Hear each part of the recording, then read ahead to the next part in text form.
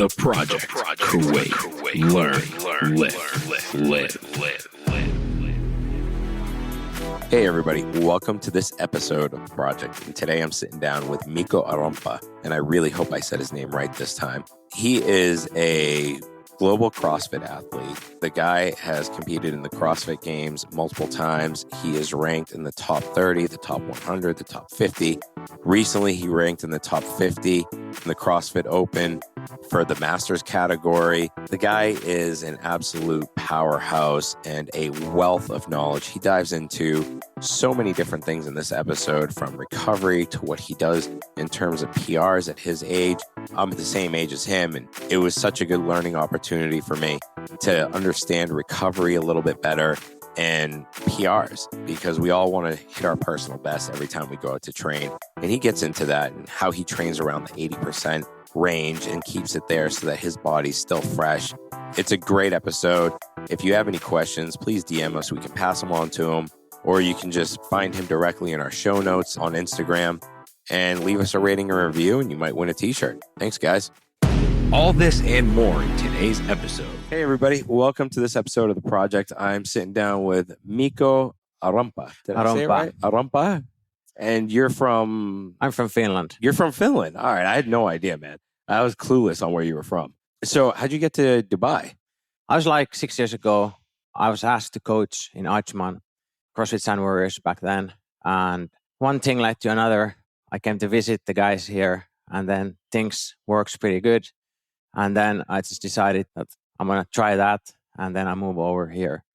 So now it's been almost 6 years now, and now living in Dubai, so coaching at the CrossFit Elliot at the moment. Yeah, I mean, you've been at Eliath for 6 years, or just in Dubai for 6 years? I've been in this country for almost 6 years. Wow. And with Elliot, almost 4 years. So. Oh, that's amazing. And now you're X Games athlete, right? How many have you been individual games or just team games? Or, I mean, what's your whole background from the CrossFit perspective? I've been individuals 11, 12, and 13 those years. So 6 years ago, I started 2009. So I've been competing almost 10 years. And at the games, I was 3 times individuals. What were your finishes, if you don't mind me asking? I'm just curious, man. Yeah, my best was 30th. 30th was my best. 32nd, 34th. Wow. So you were crowned 30 fittest man in the world. Yeah. I mean, back in the days, yeah, you can say that. So, yeah. Well, man, come on, don't sell yourself short. I mean, last year or in the last Open, you ranked in 38, if I'm not mistaken? Yeah, in the Masters, I was 31st. 31st in the 35, 39 category. The Open category with the young guns, I didn't check, probably like 400, 500 worldwide. But like the Masters division is now like what I compare myself at the moment. Well, just to give people an idea, myself, I ranked, and this is my first year, I ranked like 87,000th in the world, where you ranked 31st. Now, how is that? I mean, how is your preparation for that? Just out of curiosity, were you going into it hoping to make the games as a Masters athlete? Because they changed the format this year, right? Yeah. I mean, that must have sucked. Yeah, that, like, of course, the goal was to get to that top 10 spot and go to the games. But the condition just was not there last year. I just wasn't like prepared enough, not enough good shape. I had like 2017, 2018, I was kind of like just training for fun, not competing at all.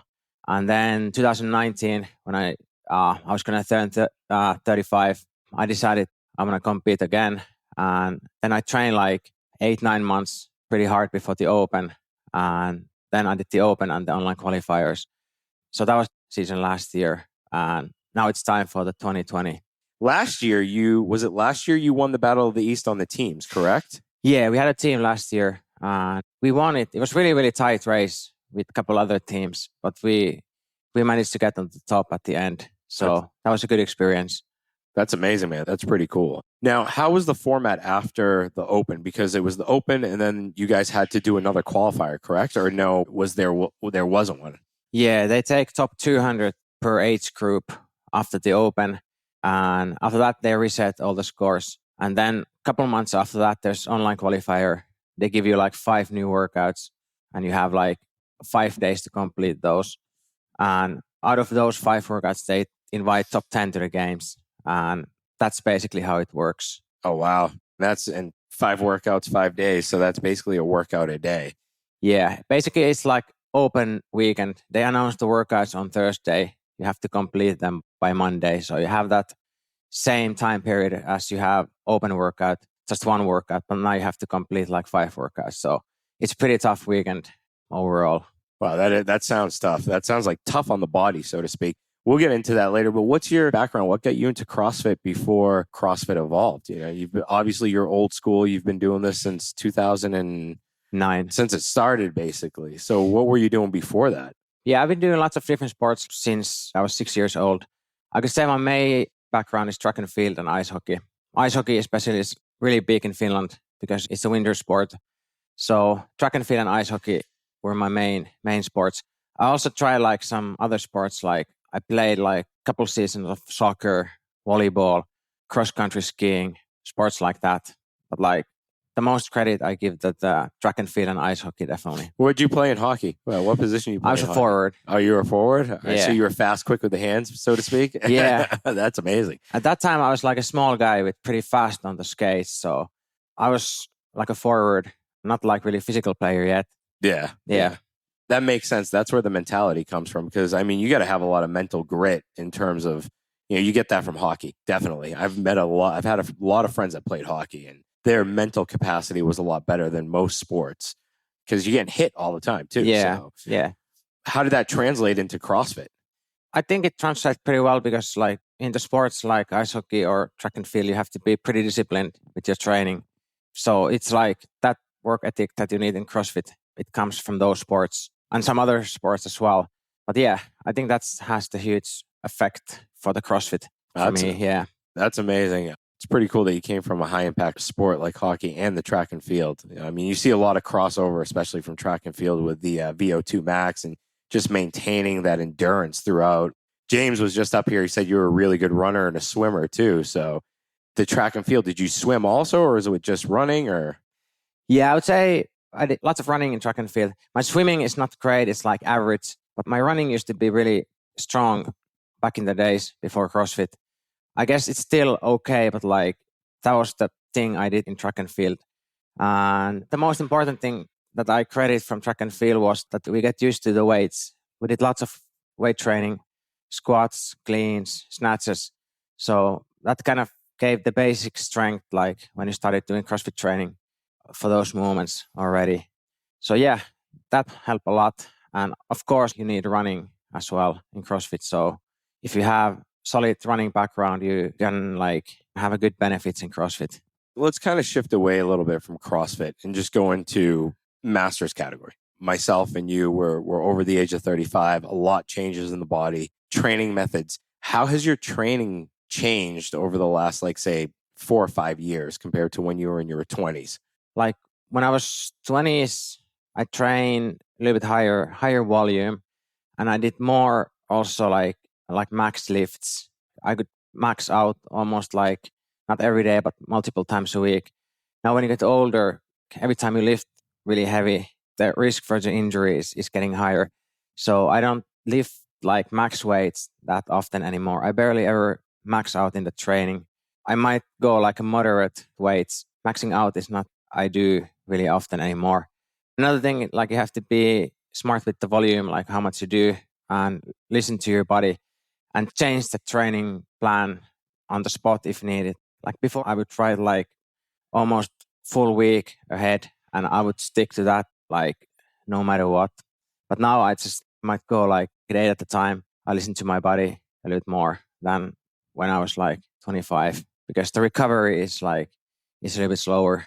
Yeah. And you could get away with a lot more when you're in your 20s. I mean, at least I could. You can pull something and be like, all right, fine, I can still go train the next day. Now it's like you pull something and you go and train, something else is going to pull after that.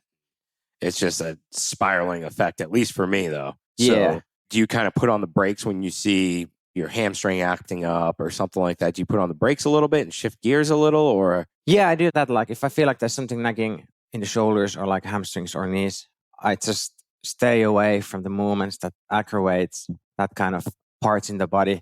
I still keep training, but like just modify a little bit like what you can do. So training never really stop. You have to go like day to day basis to see how you feel. I've been pretty lucky actually not having that many injuries during the time of the CrossFit.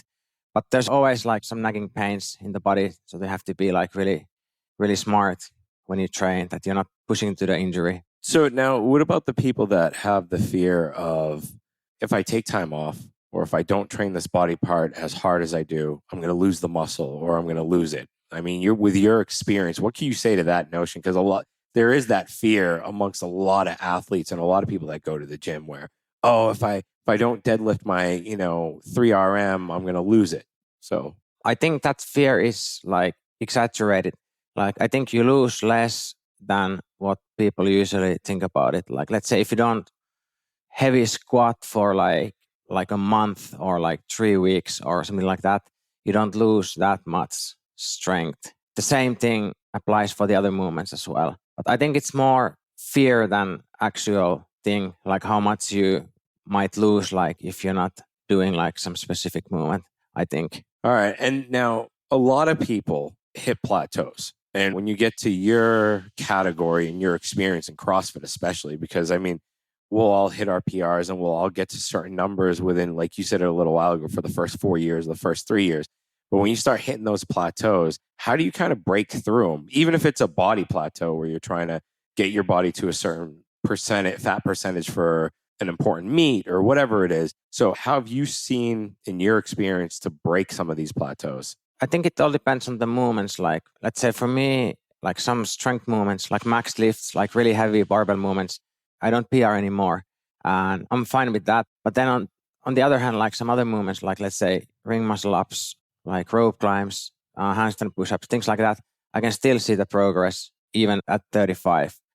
So it's all about the big puzzle in CrossFit. Like you have so many different things to train that even if you hit the plateau, you can still like make progress as an athlete. Let's say in lifting wise, like you hit the plateau and you want to overcome that.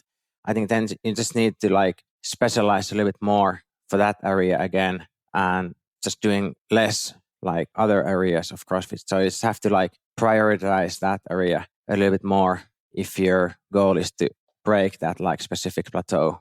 Now, how often do you lift in order to maintain your current strength? You said you change your program based off of feel and everything, and sometimes you'll do moderate and you don't really reach your PRs or try to get close to them. How do you maintain everything throughout the year, so to speak? And not just from a CrossFit perspective, but in general. I mean, you're pretty ripped, dude. So you're a pretty big guy. You're pretty ripped.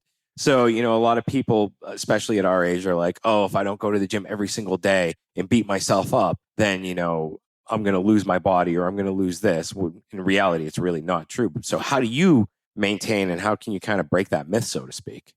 If the lifting, like only thing about the barbell, I probably lift maybe every other day, like 3-4 times a week, moderately heavy. So I don't go heavy with the barbell like every day, like I might done like 10 years ago. So maybe 3-4 times a week with the barbell. And then all the other areas of CrossFit, like gymnastics, like conditioning, like monostructural work, they go in between in those lifting sessions. But yeah, for me, it's like maybe 3-4 times a week. 3-4 times a week, you're working out with like heavy lifting with weights or with whatever. like heavier weights.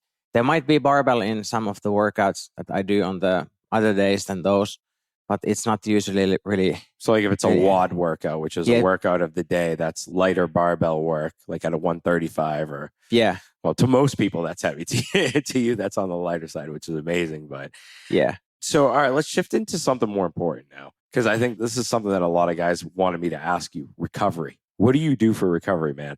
Because a lot of guys are like, oh, his recovery is phenomenal. This guy's got, what's your secret sauce? For me, as a recovery, I do stretching. When I have a day off from training, I do like 1 hour of just stretching workout. Also do stretching on the training days, usually at night. Necessary every night, but like at least a few times a week. I go to sauna every now and then. What type of stretching do you do? Usually like when I do it, it's like longer stretches, like 30-40 seconds per muscle group. I stretch through the whole body. And that's usually like after the training is done or on the off days. When it's before the training, it's different kind of a stretching. So it's more like just activating the muscles not doing like long stretches. But yeah, stretching is one thing I do. Foam rolling a little bit. Sauna. I go sauna like every now and then. That's deep ingrained in your culture too. I mean, the sauna for a lot of the Scandinavian countries, right? I got that correct. Yes. For a lot of the Scandinavian countries, like the sauna and like cold plunges have been in like for recovery for hundreds of years, right? Like that's like a staple for you guys. Personally, I love the sauna.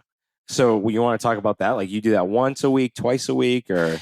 Here, I don't have a regular access to sauna, so I usually have to go to hotel or some other place. So I usually go maybe once every 2 weeks, something like that. Back home, I would probably go like almost every day. And you mix it up with, if possible, you mix it up with something cold. Like you can go cold pool, the sauna, alternating. Like the thing that we used to do in Finland, like sometimes you go to the lake, like in the winter. So it's like sauna and cold water hopping into the lake.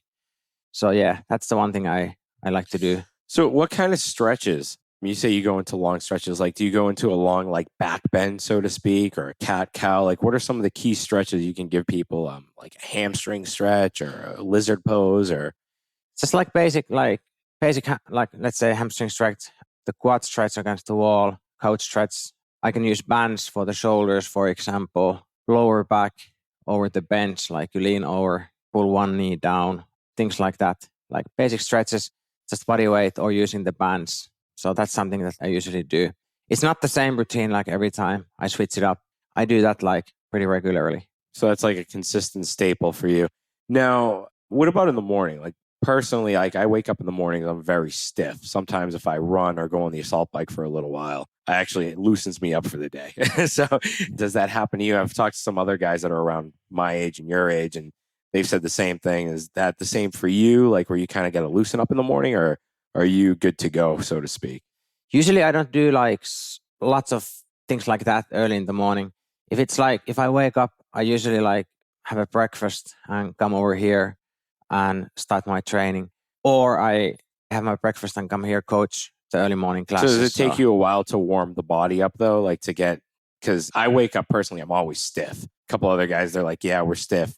If we run for a 5K, loosens up. Do you do that before your workouts? Like what gets your body warm and like sort of greases the wheels to get moving into a workout? Yeah, it depends on like what's my first thing I'm going to do on that day. If it's more like, let's say barbell work, something like higher skill gymnastics, you need to spend a little bit more time like warming up, getting the joints loose to be ready for that. But if you do like something more simple, monostructure like running or rowing or burpees, you can do that pretty much. You're almost ready to go. So you don't have to do that much warm up for that. And when you do that, that kind of prepares for you what's next to come after that. So that's how I feel. It all depends what you're going to do on the first thing in the gym. What would you say to someone in their mid-30s, so to speak, that's thinking of taking up CrossFit or on the fence, so to speak, of doing CrossFit? And they're like, I don't know if I want to do it. There's a lot of injuries. What would you tell them to kind of change their mind? You can always think about that. There's like, you can get injured pretty much anywhere. You can twist your ankle when you walk in the street. You playing football, you might bust your knee. So the injury can basically happen like anywhere. And if you train smart, like if you have a good technique, if you have some guidance, especially if you're a beginner with CrossFit, I would say it's pretty safe. Just remember the good techniques in the movements. And I think if you keep those things in your mind, you save yourself from the injuries rather than go like straight all out without any guidance and bad technique. I think that's more likely that you might get hurt. Oh, it makes sense.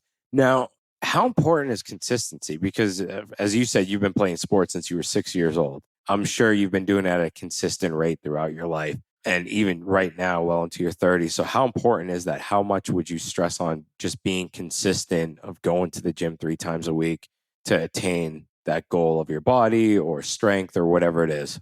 Yeah, I think it's super important. Can't just take like, especially like if you're in the competitions, like you just can't take like 3-4 months off of training and then, because it takes a long time to get back to that old level. And also like, if you're just training for health, I think the consistency is the key. Like it doesn't have to be like 2 times a day. 6 times a week. But just like keep the ball rolling. I would say if you take a long break from training, it's really hard to come back. In the beginning, it feels really hard when you start training again. So I would say it's better to just keep it going, like, and being consistent. Yeah, and with consistency in terms of training, there's also consistency in what we're putting into our body and the foods we eat and everything. How important is food for you? I know personally for me, food's a make or break for me these days. If something doesn't agree with me, then I feel like crap for 2 days. So how important is it for you? What can you say in terms of, the foods that we eat and how it translates to performance? Yeah, it is super important. Like how is your nutrition? And I think for the lots of CrossFit athletes, that might be actually the harder thing, nutrition versus training. I would say it's pretty easy to train hard, but it's much harder to eat enough and clean. So that's the thing, like I feel as well, like the nutrition is harder. And it's also the thing that I also trying to improve myself as well. But yeah, it's super important that you have a proper nutrition, you get enough nutrients and from the clean sources. How important is it? Do you like measure your food? Do you just kind of use intuitive eating, or like are there certain foods that you stay away from that you don't eat, like dairy products or something, in terms of how it interacts with your body? Like I know for me personally, I have an intolerance to chicken. I can't eat chicken these days. For some reason, I just don't feel good when I eat it. And it's all beef for me. So what are some of the things that you found that are your secrets, so to speak, that work for you really well? I don't track my macros. I've done that like a few years ago just to see how it works. I've done that in the past, like short period of time. At the moment, I just eat by the feel. I try to eat enough so that it supports my performance. I just have like some more like a thumb rules for my diet. Like let's say, don't eat much sugar, don't eat refined like white flour, not that much like takeouts. But I don't have like a super like strict Awesome. diet. Yeah.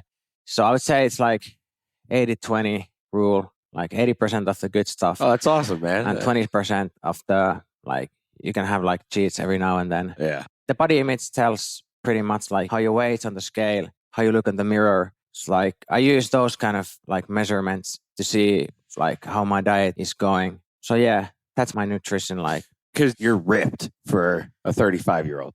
you're in pretty damn good shape. Thank you. Yeah, like I was telling my wife the other day, I was like, man, that he's figuring it out. You know what I mean?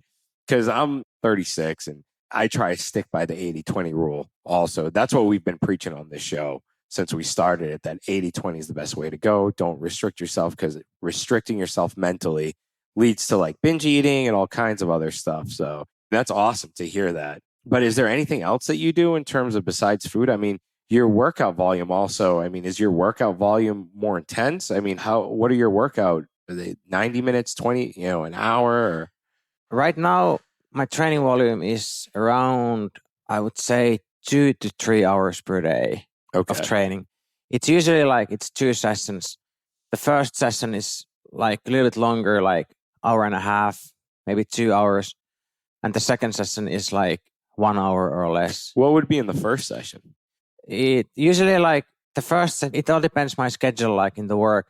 But usually the first session is a little bit like longer. That might contain like some lifting parts, maybe 1 or 2 workouts or EMOMs or like a monostructural work. There's like a little bit more components on the first session usually. That's like hour and a half, maybe 2 hours max.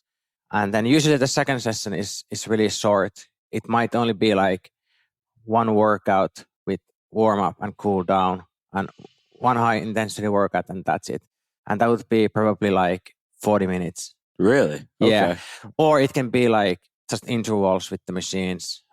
But it all depends on my daily schedule at the gym. Sometimes the short session might be the first session of the day, like in the morning, just doing like quick workout, and then do the longer session in the evening. So that's my training has been like last year or so. But 2017 to 2018, when I was not doing any competitions, I was just training once a day, 90 minutes maximum. So the volume was pretty low back then.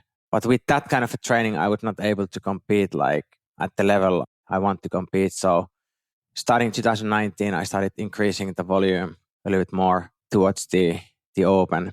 it wasn't enough, obviously, last year because I didn't qualify. But like, still, I felt like I did the training I wanted to do. So, Yeah, I mean, dude, their new structure kind of screwed you too. Yeah, the new structure, I think, screwed everybody. It just sucked for the masters and everyone else and the teens too, because, essentially it just got cut. Yeah, it's tough, but like, it's still same for everybody. So Yeah, if you want to go to the games, you just have to be like really, really good. So that's true. that's how it goes. True. Yeah. Now, when you talk about the training volume, I'm just going to go back to it. And now you say, so you work out about 3 hours a day, so to speak, 2 parts. You'll kind of break them into 2 parts, and that's 4 times a week or 5 days a week, or I train 3 days on, and then I rest 1 day, and then again 3 days on. So it's 3 on, 1 off, like two cycles. Okay. So the rest day is always like a different day on the week. I still listen to my body. Like sometimes if I feel like I'm really, really beat off after the second training day, I don't do the third one. That cycle is like shorter. Then it's 2 on, 1 off. But most of the days it's 3 on, 1 off, 3 on, 1 off. Right, That's how it goes. So I should stop pushing through it. Like there are days where I'll do 2 hard training days. I try to go 3 on, 1 off, and then 2 on and 1 off. And like some days I just get to that third day and I'm like, man, I can't even lift a barbell. So that's when I should back off, would you say? Yeah, I think maybe like if you know that you're going to train 3 days in a row, not empty the bank on the first day, like save a little bit knowing that you still have to train like another 2 days. So yeah, that's what I usually try to think about, like not putting the movements that makes me really, really sore on the very first training day, because I know that I still have to train like 2 more days after that. So yeah, I think that's how the approach. That's taking a smarter approach to it, to be honest with you, because I've always been like, all right, if this is my schedule, I'm going to stick to it and not break it. But there were days where it's just like, dude, I can't even move after some of the workouts that, I have, just because the sheer volume on my body is like, I'm not 20 anymore. So it's. Yeah, that's the hard thing about the programming, the training. I also do like some mistakes, like every now and then I pick some stupid stuff on the training days, which I think afterwards, like I should not have done that. So it's always like learning, like what works, what doesn't. And that, I think that keeps things interesting as well. Well, that's awesome. Now, here's the last question. And this is sort of a really big, general, broad-based question. How has like exercise, functional exercise, CrossFit, bodybuilding, everything evolved over the last 10 or 15 years? Like, how has it changed since being in the industry? I know for me personally, since I've been working out since I was 16, I've been playing sports, kind of like you, since I was like 6 years old. So I've seen huge changes, from where it was at in the 90s to where it is today. And how do you see it all? Like from the CrossFit perspective, I've seen like huge different, like when I started 2009, for example, in Finland, there was one CrossFit gym that was like 5 hours away from my home. Now we have like 50, 60 different gyms in Finland, for example. Also like how like people recognize, like back in the days, I trained CrossFit in the global gym and people were like looking, they didn't know like what was this about. But nowadays, I think lots of people, they know what's CrossFit, even if you do CrossFit in the normal like bodybuilding gym. So the knowledge of the CrossFit is increased a lot. And also there's like a different avenues, like there's like more for the people. There are like boot camps. There are like training centers that offer like a different kind of sports under the same roof. There's more group classes for people.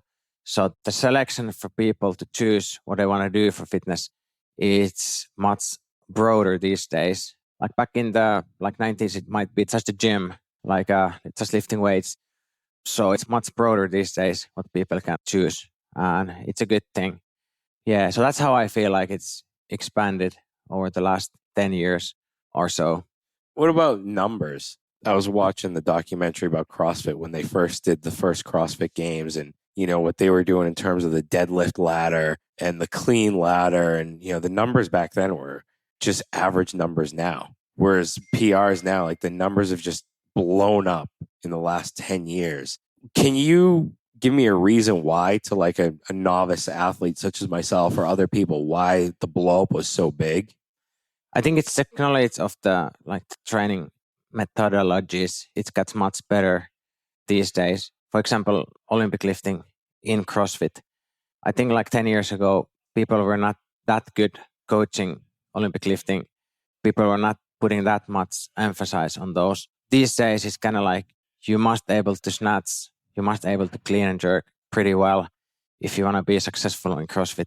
And that, of course, the numbers has gone up at the same rate. So yeah, there's more knowledge how to train, more dedicated training for the lifts. I think that's mostly for Olympic lifting.